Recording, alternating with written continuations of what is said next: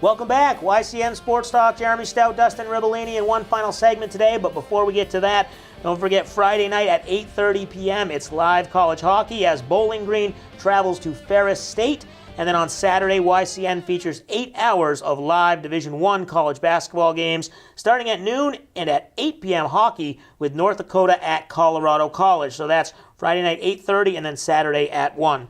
All right, Dustin, we talked about Major League Baseball last week on our radio show on Saturday, and the Hall of Fame announcement came out. 3 guys getting in: Jeff Bagwell, Tim Raines, and Pudge Ivan Rodriguez. All 3 pretty deserving, no qualms there. Tim Raines' final year on the ballot. Yep. He finally got in. Yeah, I think these were the 3 guys a lot of people expected to get in. Bagwell and Raines easily got in with about 86%. Pudge just snuck in with 76%. No problem with any of these 3 guys getting in. There were a couple guys that maybe should have got in. Trevor Hoffman missed by, I think, 6 or 7 votes. Yep. Vlad Guerrero on the first ballot. They'll eventually both get in. But the class of 2017, nice class, all 3 deserving, and good for Tim Raines on his last year of the ballot to finally get in. Exactly. Okay, so you mentioned a couple names who probably will get in. They were just very few votes short. So those 2, Hoffman and Vlad Guerrero, probably next year. I would say. The first ballot guys, it's Chipper Jones, Jim Thome, Omar Vizquel. Not super strong. So they'll probably have a chance. What about Barry Bonds and Roger Clemens? That's been a lot of talk, obviously, with the steroid era, and it seems like the stances are softening a little bit. Will they get in soon?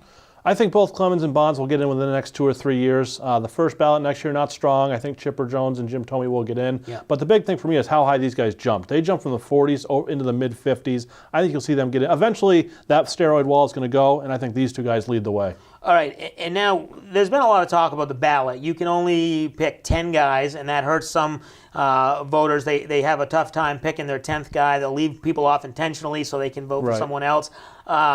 And then the ballots will become public next year, I believe, after the voting's done. Right. So the voting's done, so it's not going to be like these guys on Twitter right now who promote the ballots.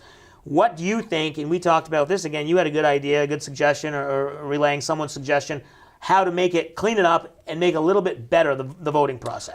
My thing would be, right now you have to have, I think it's 5 or 10% of the vote to stay on the ballot. Yeah. So I think what they need to do is you vote on everybody on the ballot. If there's 20 names from the previous year that got over 10% or 5%, you vote on all of them. It's a yes or a no. Yes or no. That way, you don't, like you said, some guys say, oh, I'm not going to vote for this guy because he's going to get in, and they try to vote for somebody else who doesn't have a chance to get in. So what I would do is limit it to 15, 20 guys that, first-year guys and guys returning that had enough percentage, and you vote on every single player. Right.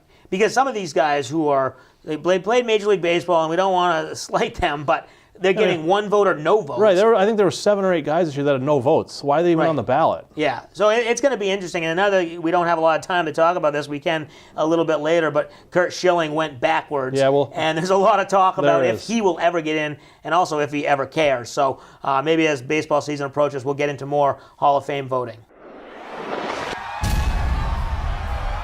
YCN Sports Talk Picks of the Week are brought to you by Salt Hill Pub, with locations in Lebanon, Hanover, Newport, and Newberry. Whether you're in the mood for a quick lunch, a great steak, their signature fish and chips, a fresh salad, or the best burger in town, Salt Hill Pub has you covered. And yes, everything on their lunch and dinner menu is available for takeout. All right, obviously football season almost over. 1 more game to go. We'll pick that one next week, but we're going to continue our Salt Hill picks of the week, and we'll kind of do a hodgepodge. It's basketball, some pros, some college. We'll start off with the Celtics tonight.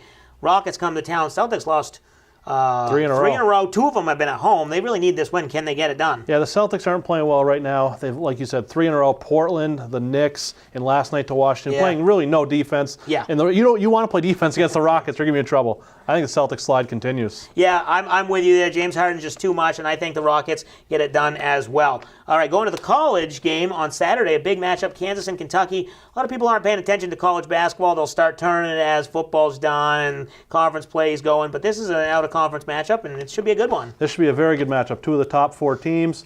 Both teams lost last night at home, edge to Kentucky. All right, I'm going to stick with that one as well. Kentucky's at home. I think they get it done. Local, Dartmouth and Cornell. Dartmouth on the road up at Cornell, Saturday game. Do they have what it takes? The dreaded Cornell-Columbia road trip, Columbia Friday night. I think Dartmouth wins this one. They're going to get one game this weekend. Get Cornell in the back-to-back. Dartmouth wins. Yeah, I hope Dartmouth can pick it up. I just don't know if on that back-to-back that's enough for them. I'm going to go with Cornell, but I'm going to be rooting for Dartmouth, obviously. And then Sunday, NBA, Thunder, and Cavs. Cavs in a little bit of a slump as well. Cavs have been sliding. The Thunder, Russell Westbrook, still leading the way, having a phenomenal season.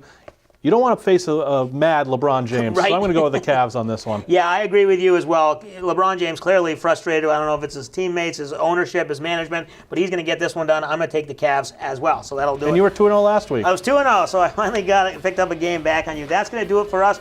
Don't forget to tune in on Thursday night when Dustin will be on Franklin and House show 6 to 7 here on YCN. It's the replay from their midday show. So that'll be tomorrow night, and then every Wednesday our show premieres at 7:30 p.m. Thanks for watching.